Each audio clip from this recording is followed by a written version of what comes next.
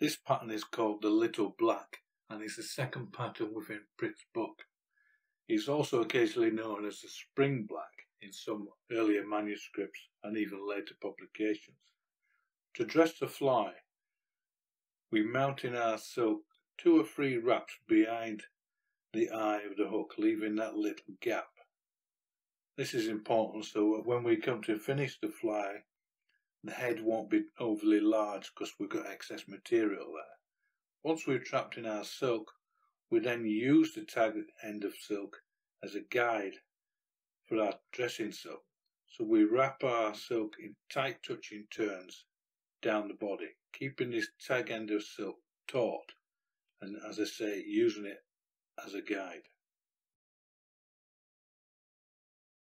Once we come to a point opposite the hook point, we cut off that particular tag of silk, and now we're mounting our body material. Our body material is taken from the tail of a magpie and its magpie herl, and you can see it has a quite iridescent green sheen to it, and this gives the fly a quite buggy look.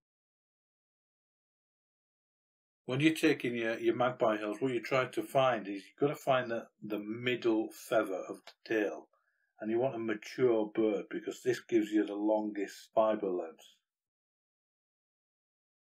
Once you've got a suitable tail, cut off about 6 or 7 fibres, and then again trim them down to about 3 or 4. This is all you need.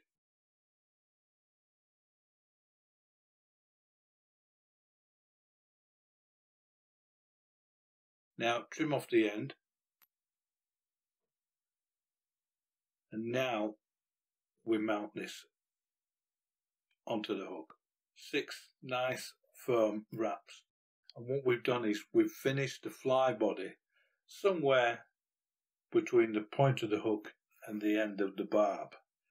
And now, because we originally cut our tag end of silk opposite the hook point, we haven't got any build up there of an underbody. We've got a nice flat underbody. Now Pritt in his book states that the fly should be dubbed with magpie herl, and by that what he's meaning is that the silk should clearly show through the actual herls. So how to do this is to take our herl in our hackle pliers and we wrap the herl in nice open turns, taking care not to twist the herls.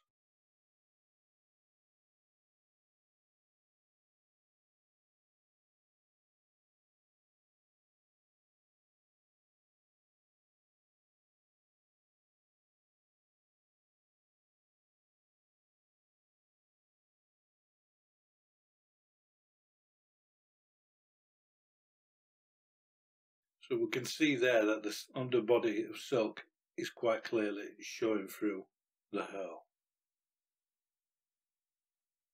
And now, to add a bit of strength to the fly, we proceed with our tying silk. Now I like to have 2 wraps of silk as a tag at the back, and then I bring my silk in those gaps that I left when wrapping the herls.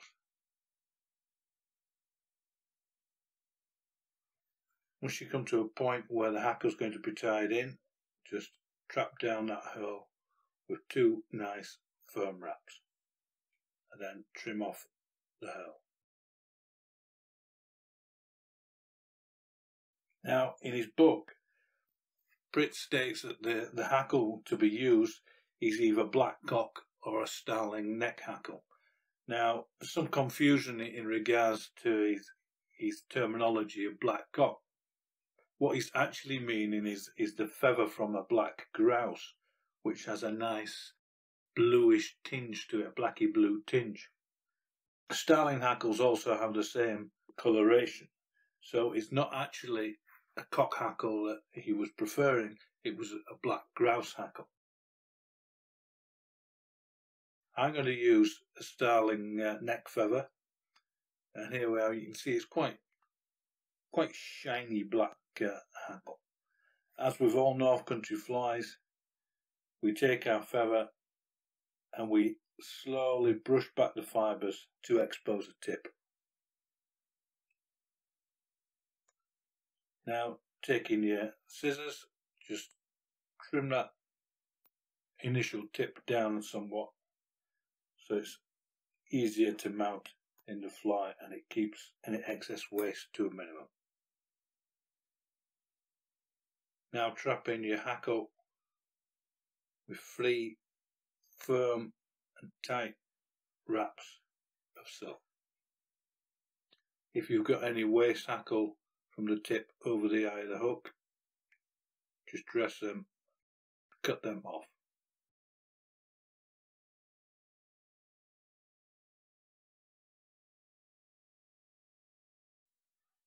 Now taking your hackle pliers,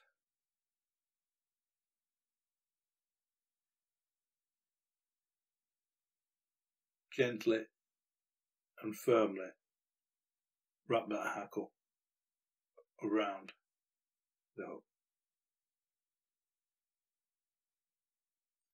If you've got a few fibres that are just splaying out and getting in the way, you can always brush them back. I like to take about 2.5 wraps of hackle because the starling hackle is quite sparse to start off with.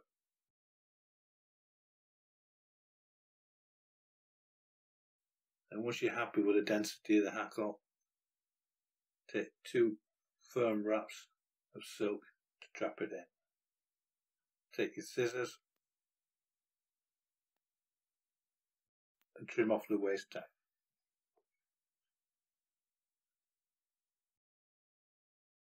Now with your whip finish tool, take 2 or 3 turns of whip finish.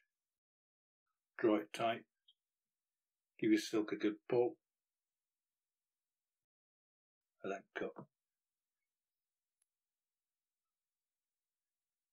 And there you have